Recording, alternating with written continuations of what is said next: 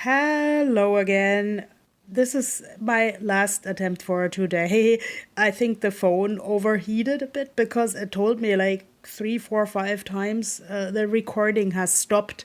Well, maybe it didn't want me to ramble too much, so I decided to just show the notebook that has, to some extent, the structure that I personally see in the third mysterious song. Hey, matching pen, cool.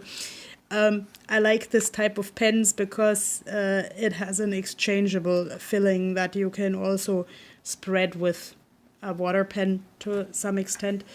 And with help of this gorgeous little book and this envelope, I tried to visualize the song a bit.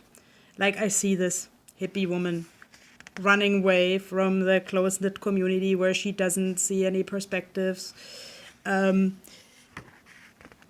But yeah, where were we when the last recording broke off? Brekkusöngur, meaning slope song, meaning a lot of people getting together in a valley and singing. What I found funny is that Brekkusöngur and Martha's Vineyard's Illumination Night are almost at the same time in 2023. Like Brekkusöngur in the Westman Islands is on August the 7th, or it begins on August the 7th, and the Illumination Night is on August the 16th. Whatever you do, if you're interested in any of these events, book timely, because you never know who else might be interested in these events. At least in Iceland, such festivals are also joyfully used as an excuse to drink. I once attended a culture night, and I told a young girl that I noticed many people are drinking, and she started laughing. Well, this is Icelandic culture. So at least people take themselves with humor, and I make these videos to encourage people to see both sides of the coin. What I really like about the Westman Islands is that they are reachable by boat. Like I've never taken a flight because they also have become more rare, I think, for environmental and financial reasons. But actually the boat tour was really fun and family friendly and food on board. So like this I book as a very nice means of travel. But here in the song that is about Martha's Vineyard, someone is probably not happy with the Illumination Night because like this hippie lady who I basically see when I hear the song is saying that someone, the name is not clear, left her with Grace, and Grace took her to this Illumination Night, but only got drunk at a Chinese restaurant. So all I saw was the lights extinguishing. And I actually think this is like both physical, because she only made it to the end of the celebration, and metaphorical, because when Grace got very drunk, her lights in the head were extinguishing.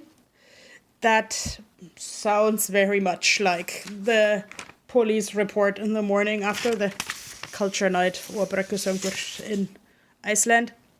I have no idea about geography usually. Okay, what kind of videos are those if I say every so often I don't have any idea, but okay, this is supposed to be a drawing of Iceland. And the song about Martha's Vineyard begins, she was born on a magic island, there's a certain mythology.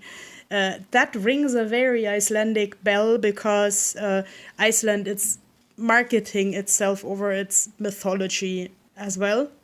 Like many tourists think that all Icelanders are Vikings, and there are a lot of like things where you can dress up as a Viking or take a photo of yourself as a Viking in one way or another. I collect Viking handmade glass beads, I must admit. that sounds very familiar. That this every awesome island tries to market itself, but that also gives a little bit of pressure to the inhabitants of this Iceland and other islands to find this place like really cool. You want to be recognized because like all people all over the world want to belong somewhere. And so my personal theory is that this song has stayed nameless because the person didn't want to be recognized. We still don't know who Grace is, and we will probably never find out. But I have done a lot of studies in Iceland at the University of Iceland about social research, and there the people were very particular about using artificial names in research because Iceland is such a small community, because you don't want to be recognized. So who knows if the hippie lady, like this, the song sounds a little bit hippie-ish, so okay, I'm sticking to the hippie lady.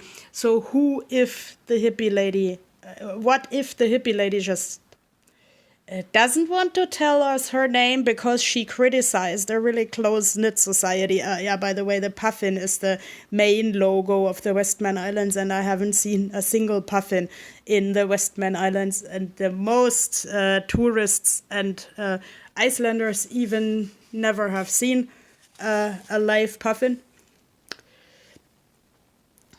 If you have, tell me in the comments. So I think it's very understandable that, like it was in this sketch in the beginning, nobody on Martha's Vineyard remembers anyone making this song. Maybe it was made in secret.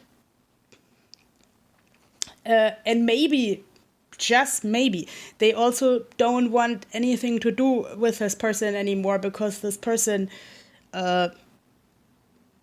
talk poorly about her island community.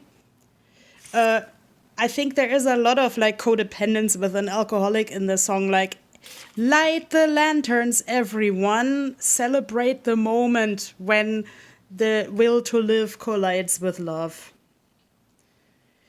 And let's say most people who are codependent with someone, they don't want to be confronted with this problem.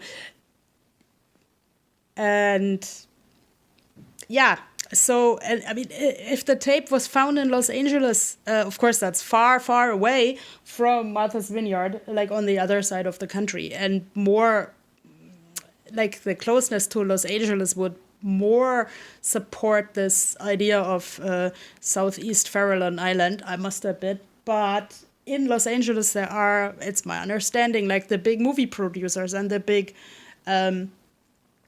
music producers and the big whatnot producers. So maybe someone just wanted to point out, hello, I'm still here. I'm just kind of one lonely puffin. And I want to get into a discussion. Battery may run out soon. So the good thing about mysterious songs is it makes you discover a lot of music or rediscover. From the voice, some people have said this is the daughter of Carly Simon, who has spent some time in Martha's Vineyard, much time. I keep thinking of Nancy Griffith, but she's from Texas, so that I don't know if that makes sense.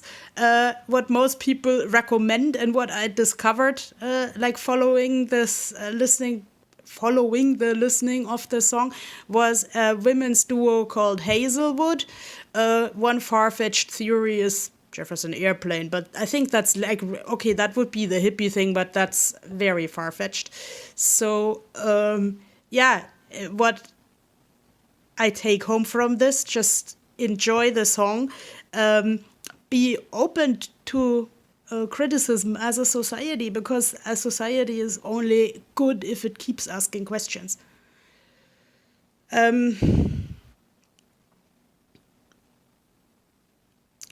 yeah. And I also found it interesting to compare this to the first mysterious song on the internet, because the first mysterious song on the internet is, of course, sung by men. By the way, small correction, the man who provided the interview was called Billy Knight, not Ellie Kane, but like Ellie Kane was also in the band. So the first most mysterious song on the internet is very vague, very, let's say, perspectiveless. And of course, our hippie woman here is also perspectiveless, but she refers more to a, like, keepers of tradition, to a concrete place, to like even doing something concrete. So to a community who has traditions and things they like. So I just found this interesting. I don't say that all women are homey and all men don't see any perspectives, but well, maybe that is an interesting thing to discuss. So please do discuss with me in the comments. Do listen to the song, but let's say if you think you know who made this, please do back it up and do bring us some, like, really material into the discussion. I also find it possible, like many YouTube users, that this person nowadays doesn't want to do anything with her work. And like, if that is the case, I also want to respect that. But whoever you are, if you're still alive, if you're still out there, I really, really, really value your song and your input. Amen to that, and have a beautiful, puffiny Saturday. Bye-bye.